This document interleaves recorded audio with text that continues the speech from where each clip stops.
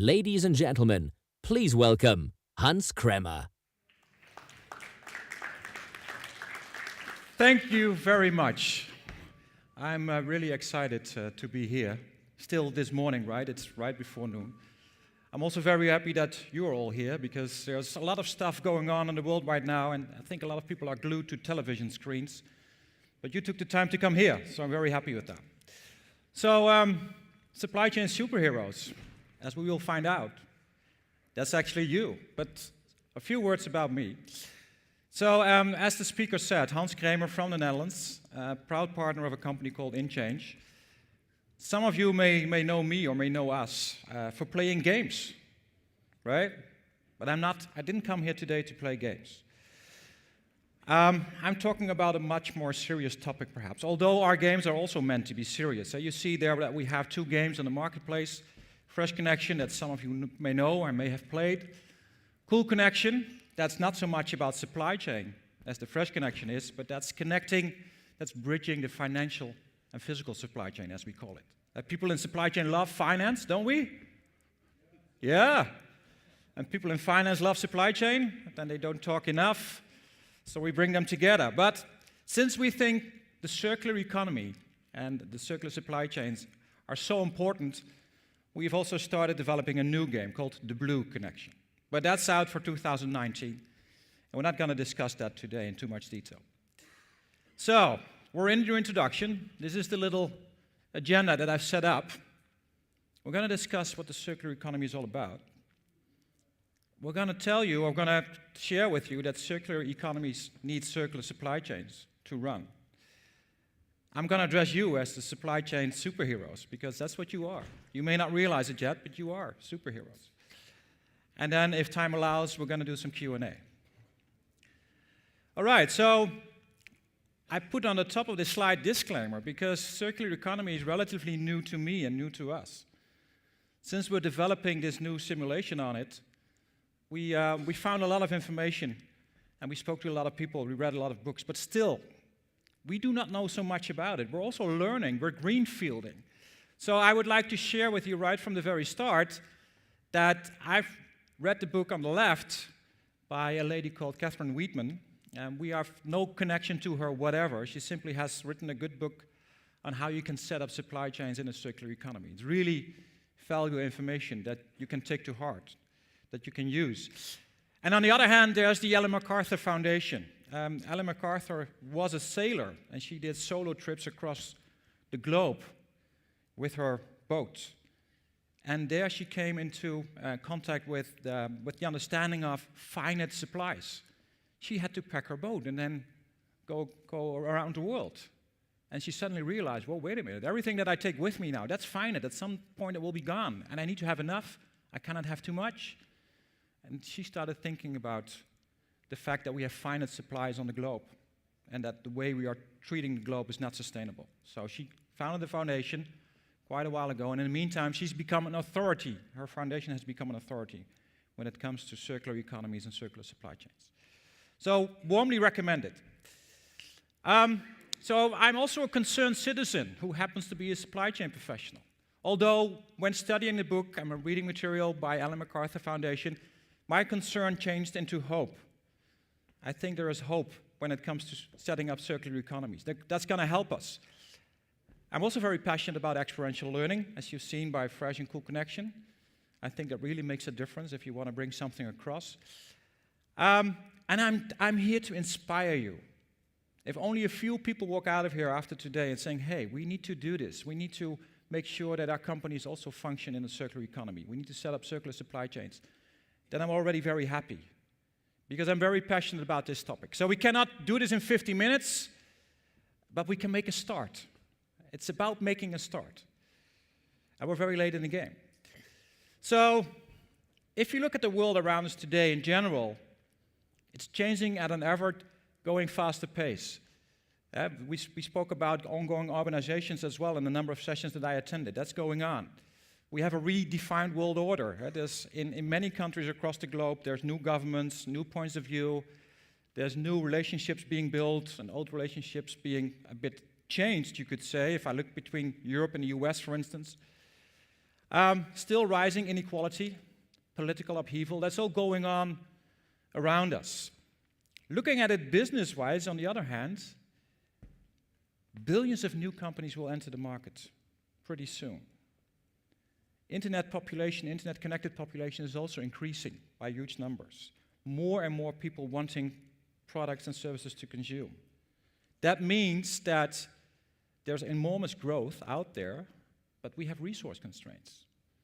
All the stuff that we extract from the earth, like biomass, like fossil fuels, minerals, ores, like Ellen MacArthur said, it's a finite supply. So we need to decouple that growth if we want to benefit from it, from these resources. We need to sort of circumvent these constraints. So, circular economy, what is that all about? It's about this. This is what it is about. This picture was taken around 50 years ago by Apollo 8. And I think it was the first time that they saw the globe in its entirety. This is what we're dealing with. This is what we're trying to save. This is what we need superheroes for. By polluting the oceans, not mitigating CO2 emissions, and destroying our biodiversity, we are killing our planet. Let us face it. There is no planet B. There is no planet B, right? We need to solve this because we only have planet A. That's what we're on. So, if you take a very brief recap of Earth history, we had the Ice Age. After the Ice Age, we went into the so-called Holocene. And then there are some scientists claiming that at the moment we are in a so-called Anthropocene. We are depleting the Earth since around World War II. And we're doing this with our current linear economies. They are based on take, make, and dispose. And businesses are about, I sell you a product, how can I sell you the next one as quick as possible, right? So if you look at this picture, and I'm going to explain the words to you a bit. I don't know if you can see it that well on the screen. Can you see it well? Also the little words that are on there? Well, on the left-hand side, there's about 93 billion tons of resources that we pump into the global economy. This is a 2015 picture.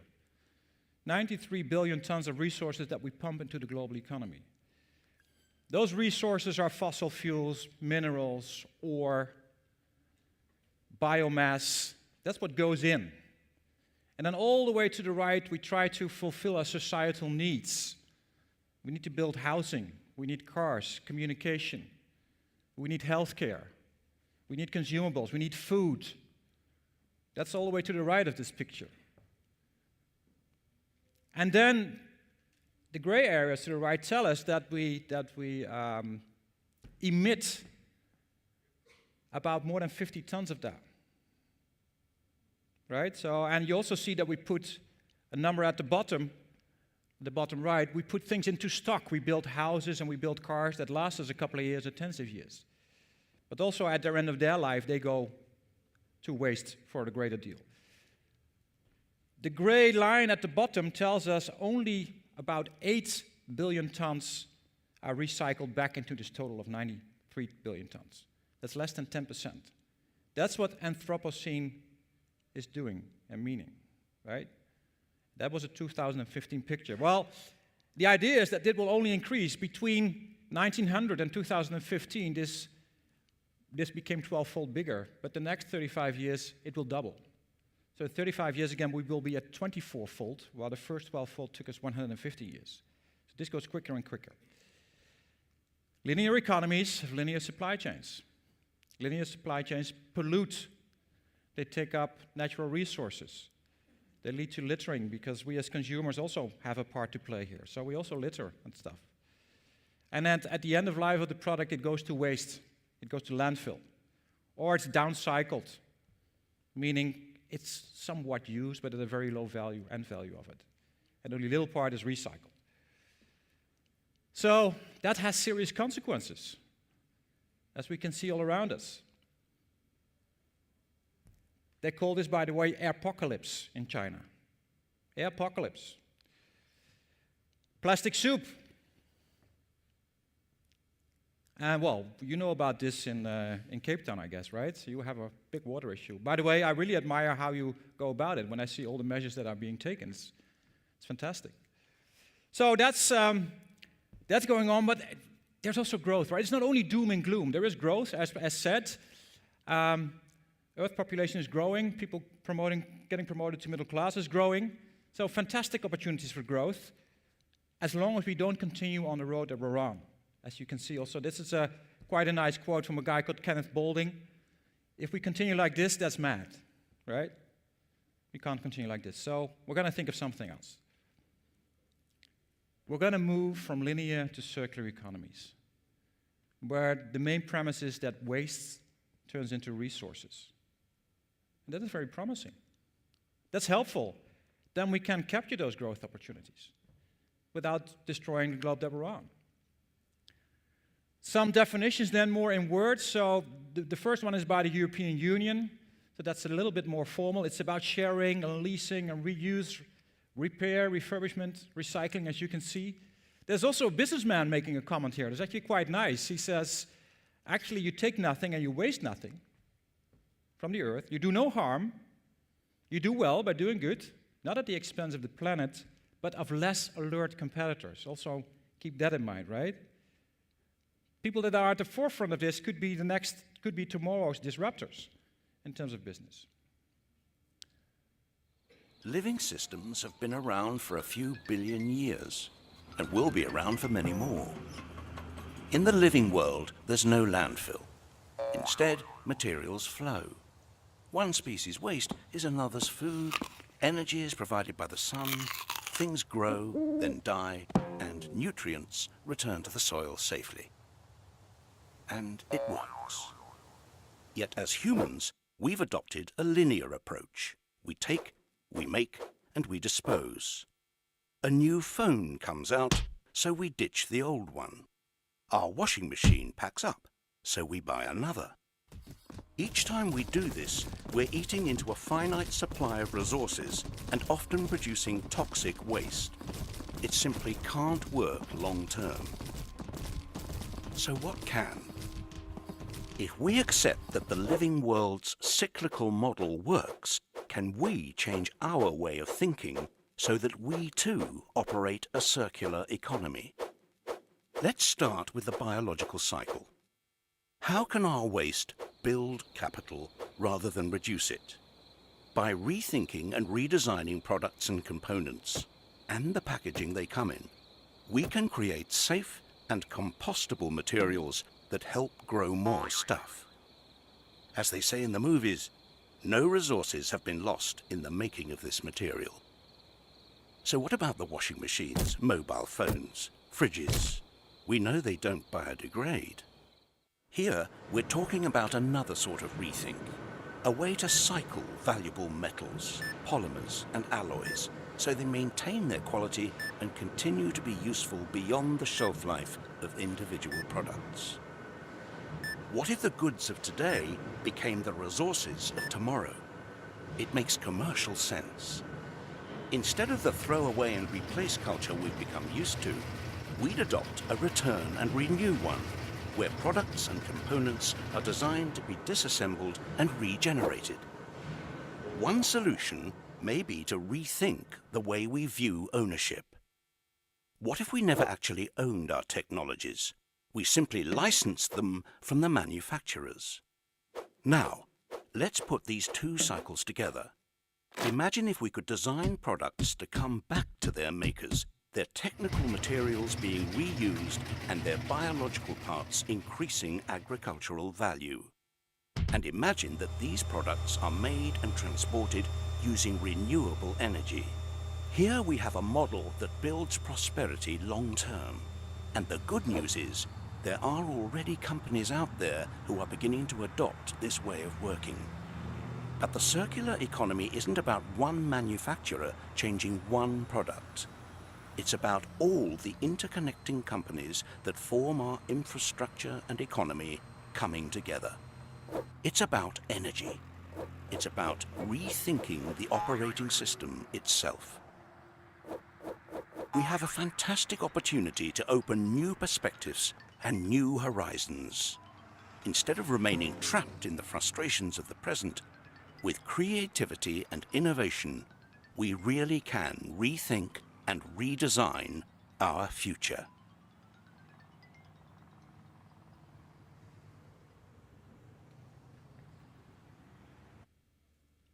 That was quite a hopeful message, wasn't it? The man in the movie said there are already some companies doing this. Are you working for a company that is doing this? Can I see some hands? All right. That's the CHEP company, right? That you had a lecture yesterday morning? Okay. Those were not too many hands, right? Just to make that clear. Circular economies need circular supply chains, right? So if you look at the current linear supply chain and you take that a bit black and white, then the global economy is sort of a massive conveyor of material and energy. We have resource-rich countries where we extract resources. We ship them to China, which is our production facility of the globe. And from there on, the products go to market, to Europe, to America, also to other areas of the globe, of course. And then, to a limited degree, these materials are recycled, but many of them are simply disposed of. It's not a loop. By the way, that's a question for your conscience. Who helped us do this? Who runs these supply chains? We do, don't we? And we're very good at it, right? And that's also where there's a piece of hope. Since we're so good at that, we can also do it differently. So then you come to the butterfly model of the Ellen MacArthur Foundation. And what you see here is in the middle, actually, you see sort of a linear supply chain. If we wouldn't have the butterfly wings on the left and right, then it would be a linear supply chain where we have energy and we take stuff from the ground all the way up to production and usage of it. But if we create these cycles around it, based on the biological nutrients that go into products and based on technical nutrients that go into products, then we aim to design out waste. And if something needs to go back to the globe, it should be biological, so it can be biodegraded. And the technical materials, reuse them and reuse them time and time again. And then the energy is renewable, like the guy in the movie clip also said. So we have reverse cycles for product maintenance, to support reuse and redistribution, for refurbishment, for remanufacturing, for recycling. So we have all these reverse cycles now going on. And we have on the right-hand side, we have a so-called technical cycle, where we try to keep our technical nutrients being used over and over and over again. And the smaller the cycle is, the better it is, because that means that only the user maintains the product and uses it really, really intensively, without any interference of anybody else. So they get true value out of that. If you move all the way to the right to recycling, you're actually sort of losing value of the product. You're downcycling it, as they call it. And then, of course, well, consumers, users, but also we as business people, we are users in that sense too, we need to rethink our behavior, right? Maybe we do not need to own everything that we use. Maybe we can share hardware. Back home in the Netherlands, we as a family do not own a car. We do drive cars, but we as a family, we do not own a car. We need mobility. So every once in a while we rent a car, but we use our trains and our buses. Many times we're on the bike. Of course, our country is also set up for that. But we only use a car as a service. We rent it. Sometimes for a couple of hours, sometimes for weeks on end during holidays. So we need to get started, right? And the thinking that got us here is not gonna release us from this place. So we need to do things differently. So we need to use two capital characters, R and E. We need to re-things. And we spoke about reuse and refurbish and recycle. Well, first of all, we need to rethink. We need to rethink our businesses. And we should not only perhaps pay attention to return on capital employed, but we should start thinking on return on resources employed. How we get every value out of these resources that we possibly can. So, in our training with Fresh and Cool Connection, we often discuss strategy. And we think that companies need a purpose, a strategy, and an organization to to make them work and to make them successful, well, you need to rethink these things. Maybe you need to repurpose yourself as a company, right? So running in a circular economy with circular supply chains becomes part of your purpose. And of course, you still need a strategy. And of course, you still need an organization to make that work. And then everything needs to be very well knitted together. It needs to reinforce each other. Strategy needs to support purpose. Organization needs to support execution of strategy. So we need to strategically realign. We always discuss alignment a lot in our business, but we need to strategically realign. Knit it together, as I said. Strategy, organization, and purpose. So if you strategically realign, if you have a strategy and a purpose, if you have a strategy and an organization, if they're not aligned, well, the company is at risk. You may not be out here that much longer. If you have a long-term purpose and a strategy connected, but you have no organization, well, you can have all the ambition that you have, but you're going to make nothing come about, since you're not organized, since you don't have the resources to do that. On the other hand, if you have a strategy connected to an organization without a purpose, yeah, then where are we going? We're boldly going nowhere. So we need both. And then we get a very best chance of winning, because then we become strategically effective and organizationally effective. Right? So it's a strategic thing to start with. Rethink. And then, of course, we also need to functionally realign, don't we? Right? So if we have a strategy in place, a strategic umbrella from which we can derive all the decision-making in the various functional areas in our company, we can also functionally realign. So now we come to the point of the supply chain superheroes. Back to you again. If you look at all these names in this table, what do these names represent? These are very well-known companies, and many of them are very successful. Any idea what these names represent? No? If I add these four? Still no idea? This is the Gartner Supply Chain Top 25 of 2018. That's the lower table. And on the top, the four names are what they call supply chain masters. Those are companies that have been in this list of top 25 for many years. These companies have, for the greater part, become successful also because of their supply chains. That means you, as people in the room, make these companies or help making these companies successful. You are already heroes from that perspective. Something to be proud of, because I remember in my supply chain days being out there as a professional, now more of a trainer, that you didn't get so much feedback from your colleagues unless things went wrong, right? Maybe you recognize that. So, to save the planet, we don't need ordinary heroes, we need superheroes. We need superheroes to do this. And then we have so much stuff to do. We're gonna have to make these cycles work. And what you see to the left, or to the right, I should say, is a word cloud, but I shaped it into a tree. And there you have all these activities that we need to go after. That's where the recycling and the reusing and lots of words. You can do bullshit bingo with this one. Lots of words are in there and activities that we need to take care of. So, just to make that then a little bit more practical. If we're going to run all these reverse cycles, we need to think about how we organize our supply chain and our logistics. We've proven that we're very good at running our linear supply chains. But now it's about getting all these reverse cycles supported by reverse logistics. That's about the inner circles, about the maintenance of end products by consumers. That's about reusing products, remanufacturing, refurbishing. It's also that if you look carefully at how you process your products, you may have byproducts all of a sudden. You may have an emission of a certain gas that you normally flare, that you burn, and suddenly you find a partner somewhere that could use that gas to heat their factory or to fuel some processes that they have. That also means that you get a reverse flow that you may not be so good at organizing yourself. Suddenly you have to drive around gas, perhaps even liquefy it up front. Well, it has a bit of a different characteristic perhaps than the products that you were shipping in a forward cycle. So you may need services and you need to prepare for that. So here you see an example of a power drill. A power drill that has a forward flow of raw material and a subcomponent, component, and an end product, and you use forward logistics for that.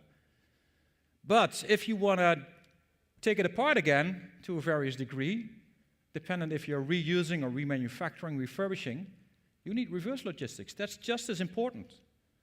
And that doesn't only happen in one company, it could also happen between companies, because here we have a car manufacturer and the same drill manufacturer, and they use steel, right? So they use steel to make their products in the end, but you can also get back that steel. And then it can be reused between companies, between industries. So some examples there's in the US, there's a tool maker called DeWalt. They make this black and yellow tooling. They sell a lot to contractors, and they started to collect their tools again. They said, well, how are we going to do that? So they involved their retailers through which they sell them. Caterpillar has had a program of refurbishing, remanufacturing for many, many years. And that's not like bringing back a tool. And that's bringing back very big sub-assemblies sometimes. So you need to organize that in terms of logistics too. As a byproduct example, a wood mill has chips that they used to throw away, and now all of a sudden they find a manufacturer who makes laminated timber boards, and they can become their customer. This is about getting started. Someone in either the wood mill or either the laminated board, timber board manufacturer thought of something. Hey, wait a minute, could we perhaps alternatively source the raw materials that we need? They simply got started. You don't have to plan for it all in too much detail. You simply need to get started somewhere. Take a first step. Of course, sourcing, procurement, or purchasing, whatever it's called in your organization, also there's also things going on there. That already starts with product design. Because product design, that's a bill of material, right? That's what you do not do in procurement and purchasing.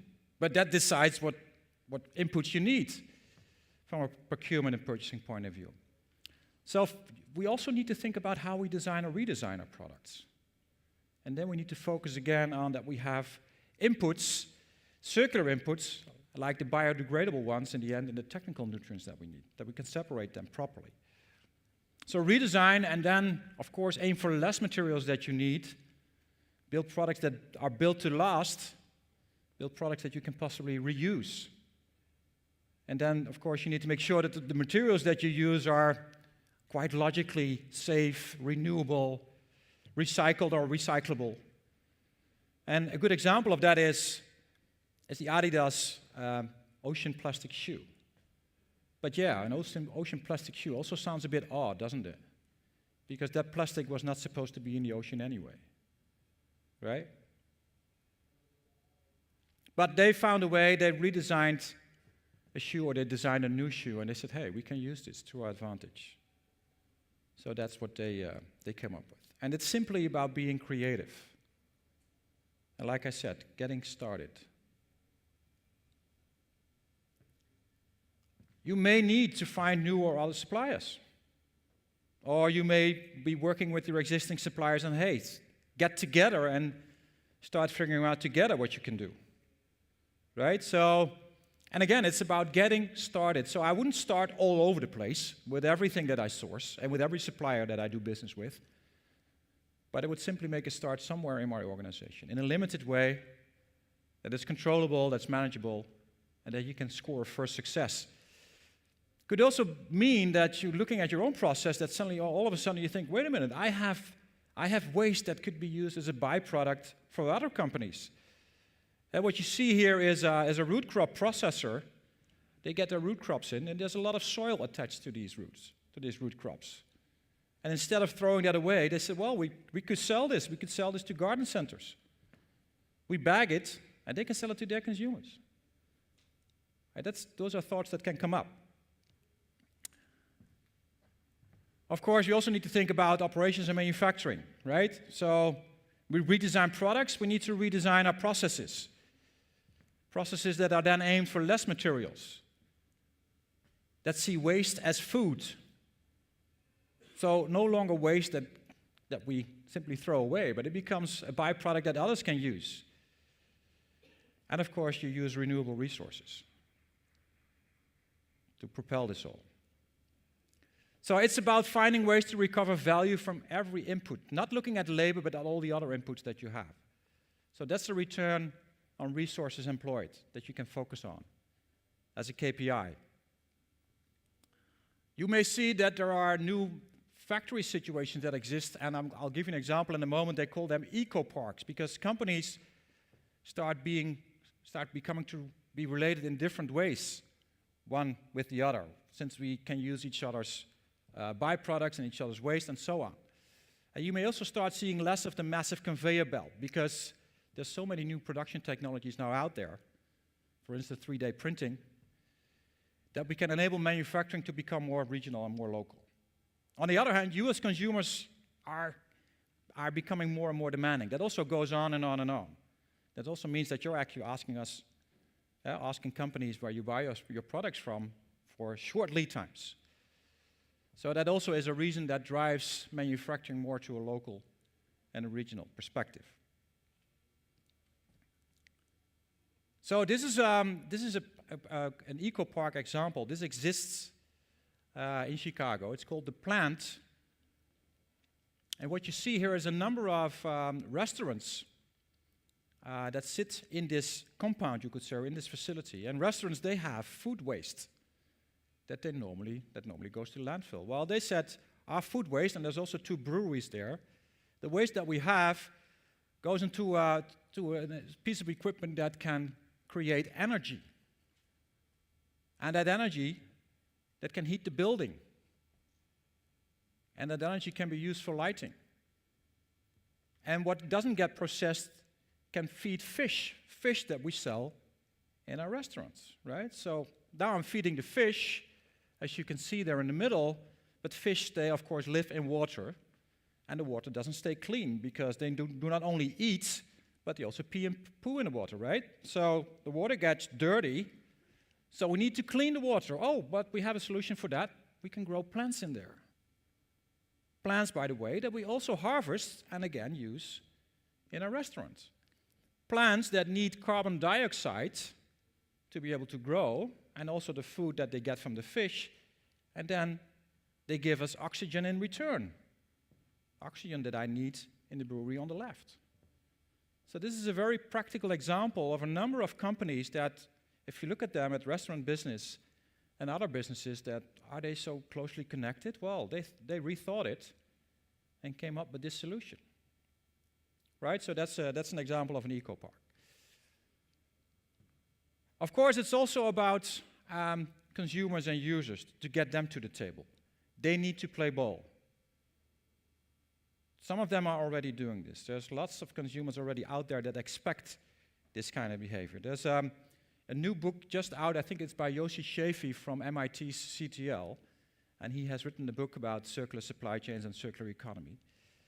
And he says, well, even if you don't believe in this whole story about climate change and everything else, as a business, it could make perfect sense that you still go in here, because if you don't, you run the risk that your consumers say goodbye to you. If there's enough critical mass in terms of consumers that want this to happen, then as a business you have to move, right? But if you have to move, you're reactive, so you might better be proactive in that sense. What we also see is that a lot of consumers nowadays, they don't necessarily always need the newest iPhone or the newest piece of equipment. They're very happy to buy a used piece of equipment for them, a used phone, right? So that means there's a refurbished market going on. So from a demand point of view, I might be rethinking, what are my customer segments now? Suddenly I have consumers that are interested in a brand new product, but at the same time, I have customers that are looking for a remanufactured or refurbished product. That's also going on. And Apple already saw this happening with other third parties doing this. They collected their iPhones and refurbished them. Oh, but they've also started their own business there now because they see that happening. IKEA saw that on eBay and those kind of sites that people were offering old cupboards or used cupboards. And they actually thought that's a good thing, that people reuse them. So they started distributing online manuals so people could assemble the cupboards back home. And you can order spare parts with them. If you miss a screw and a bolt or whatever else, they provide that for you. So there's a chance for a second life. I already discussed that there's this idea of having access over ownership or a sharing economy and take-back model. So PaaS, that says there between brackets in the end, that's a product as a service. Ownership is sort of getting overrated in that sense. If you want to bring consumers to the table and users to the table, you may want to give them an incentive, right? If I buy a refurbished subassembly from Caterpillar, I get a reduced price.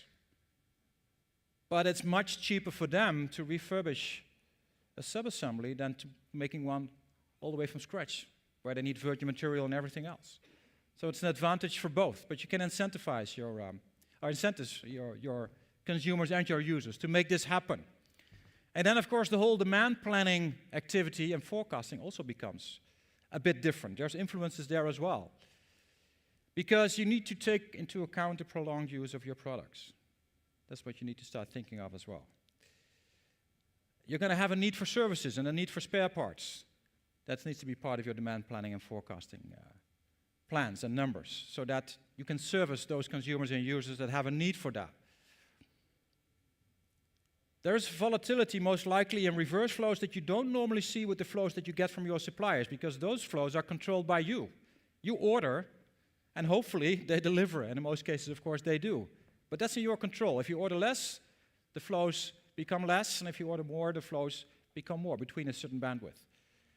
That may not be the case with reverse flows. You cannot control them so tightly, most likely. And then you don't know what the quality of the products is and the materials that you get returned.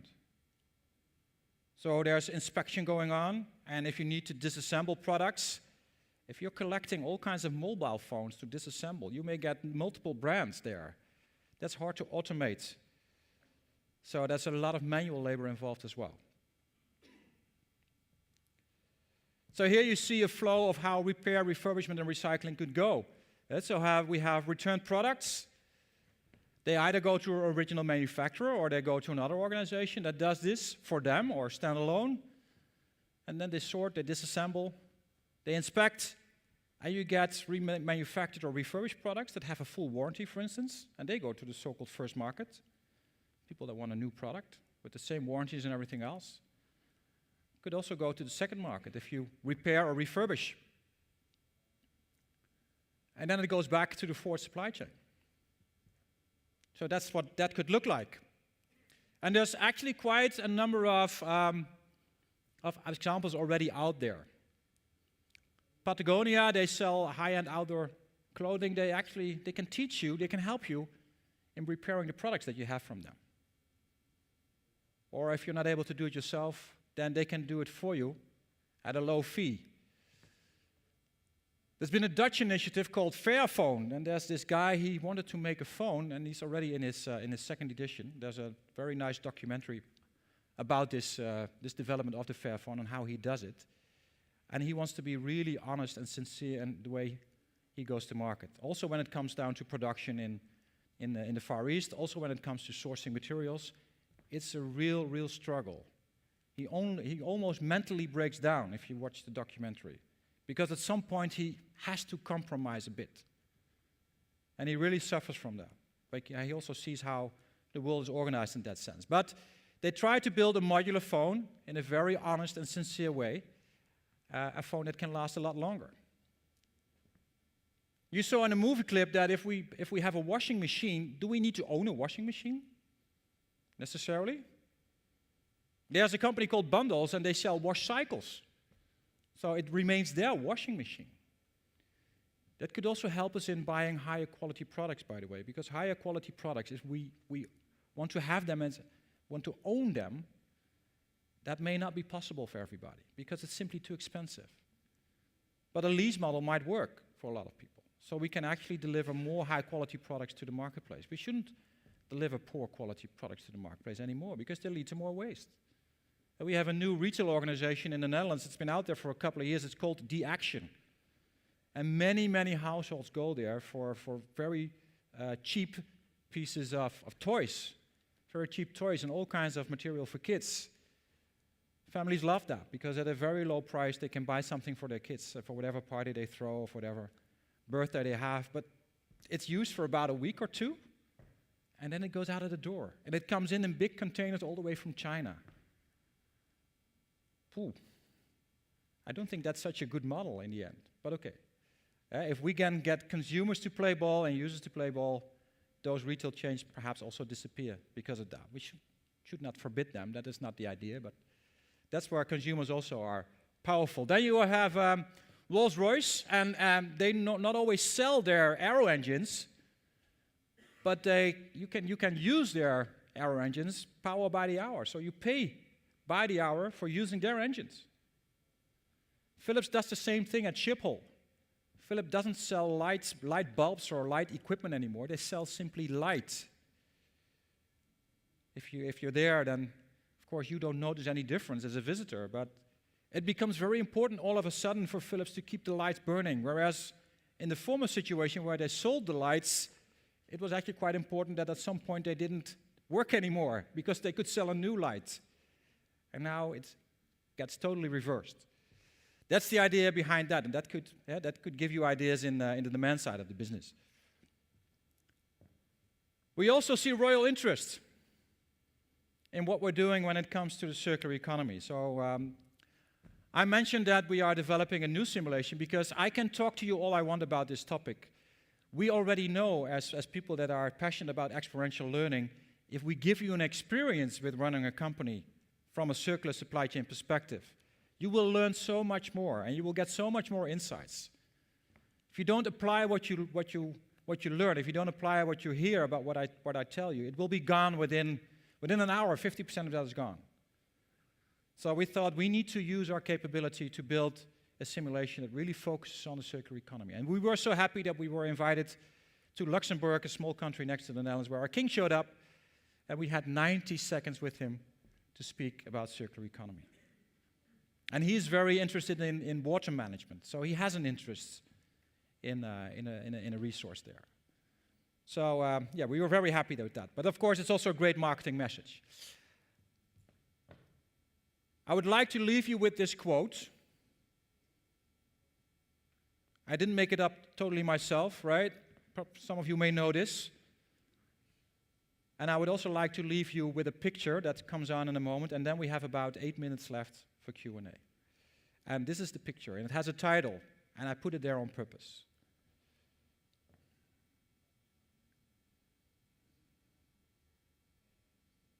Now we know about this.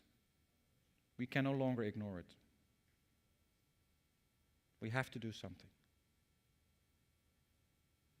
Thank you.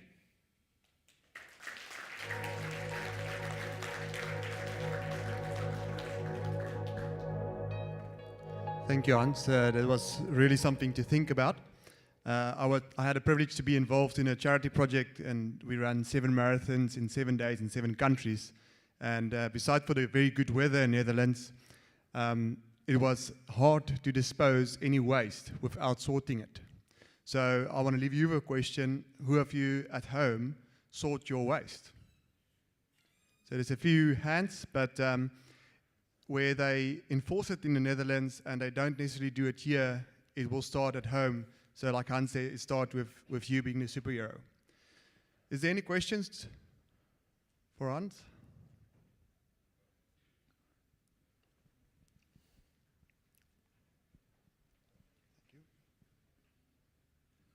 Thank you. We see, for example, like used items leaving the north for the south. For example, used vehicles, used clothing. Is it an element of circular economy, or is it something that overall around the world we need to think again on how to really implement your idea of circular economy? I'm not quite sure if I understand what you said in the beginning. So you have the used items, either Yes. from the north to the south, basically from the west to the south. You mean in South Africa going? No. From the northern hemisphere from to the developed southern? country, yeah, from developed country to developing country. Yes. I think for me, I want to know, is it something that we can call circular economy, or in reality, it needs to be completely turned head down to ensure that we really have the concept of circular economy? Yeah, I think that's actually a very interesting question, because there's also there's more at play here, because do we no longer want to use products and we say, hey, let's bring them to markets where they still want to use? That has a bit of a moral side to me as well. So we need to really pay attention to that. If we're saying a product can be reused, and again, that we do this in a very honest and sincere way. We're really bringing the circular economy forward and not saying, hey, well, we can no longer use this, let's ship it somewhere where they can still use. That should not be the purpose behind that. So that's at least that's how I feel personally about that as well. I'm coming to you. Thank you. I just wanted to, it's more like a comment with the experience that I normally have with appliances, right? Because sometimes you've got a dishwasher and you only had it for like 2 years, and then all of a sudden it doesn't work anymore, right? I called the inspector guy to come and check it out. Maybe a fuse was just, I had to replace a fuse, but only to find out I bought it 2 years ago, it's been discontinued. I would have loved to keep it, but it was more cheaper for me to go buy another one, since I could not get that fuse to be on time. So sometimes, yes, we like the idea of we can, take it back, refurbish, and use it again. But if it's not working for us, then my other option was just, okay, no. I call them, what must I do with the big dishwasher now? Because now it still looks good, it's nice outside. I was gonna use it, but now you have to dispose it, get a new one just because of a small component. No, I'm not saying it's easy, but I heard, and that was yesterday morning, I think in the session with Chep, that there is a service called here in South Africa, and you can correct me if I'm wrong, because it was your session, it's called We Fix It, right? And maybe those are services, that's a third party where you can bring your hardware, and those kind of parties may be able to repair it at a small fee, I would say, because it's a small part and you have to pay an hourly wage most likely, and then you can use that machine again. But it also tells you something perhaps about the equipment that you buy. Maybe if a piece of equipment shuts down for such a tiny part, then I think the brand that you bought it, the brand that it has, is also a bit in danger now with you personally, because you have this negative experience, right? Any more questions?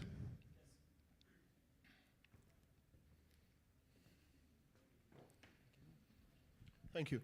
Hans, how can we sell the circular economy concept to upper management and C-level staff? C-level, in many companies, C-level still talks dollars, right?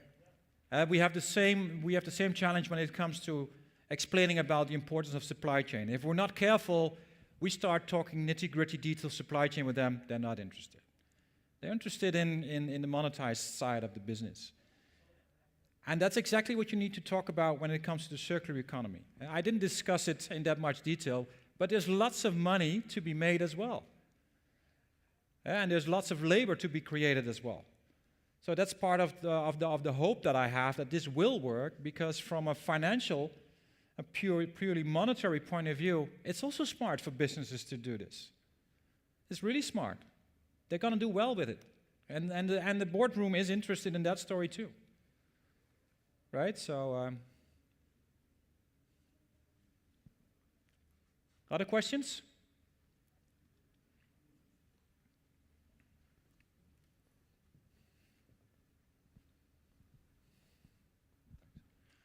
Not a question, just a comment on the products as a service. I really like the concept thereof, because if you take the Philips example, what you mentioned is they have to now manufacture a high quality light bulb, but me as the consumer is now also going to make sure that I use that resource effectively, not leaving the lights on or only using it when I need it. The same with the washing machines.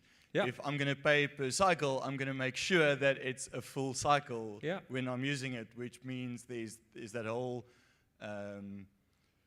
chain reaction then of using less water and using less detergent and all of those things that also come along with it. So really, the product service is a really good concept. Yeah, all these little bricks, they make a house or even a castle, right? And we see it in the Netherlands at the moment. We have a concept called the swap bike. So I live in a city called Utrecht, which is, well, 30 minutes from Amsterdam. lots of students there. And I see suddenly, all of a sudden, I see bikes there with, they have a blue front tire. So I'm like, what's this all about? And then I read on the frame, swap fiets, swap bike. These are students renting a bike at a couple of euros per month. The moment they have a flat tire, they call swap bike. It gets either repaired or they get a new bike if they have a taillight issue, if they have a propelling issue, whatever issue they have, service included. And I see hundreds of these bikes now riding through the city. So all these new services, this creativity that's coming about, and students who don't have so much money to afford also picking that up. So there's, as consumers and users alike, and companies and business to business, all kinds of things happening. So I'm hopeful. On that note, one more question. As a runner, I can't wait to pay per kilometer, because the higher the quality of the product, the more it will make sense for me as a runner. So, but then you can quantify it per kilometer. So something to think about on the big companies you listed there, Nike and Adidas. Thank you. For me, it's just a comment in relation to the question that I asked as to how do you position this to like your senior management or your decision makers. But for me, I also think that apart from profit, an organization is not just there to make money. We need to think about our people, we need to think about our environment, which is key. It doesn't help for a business to be successful today because of the customers that are there that are buying their products, but we are actually like killing future generations if we don't take care of our ecosystem. And that's what the purpose discussion should be, right? So you repurpose yourself, and it should not be lip service. You should really be convinced as a company that you want to make a sincere contribution. Absolutely. Thank you very much, Hans. And like Hans said, it starts with you. So just a small gift of appreciation. I hope there's no plastic use in this. I hope so too. Thank you very much.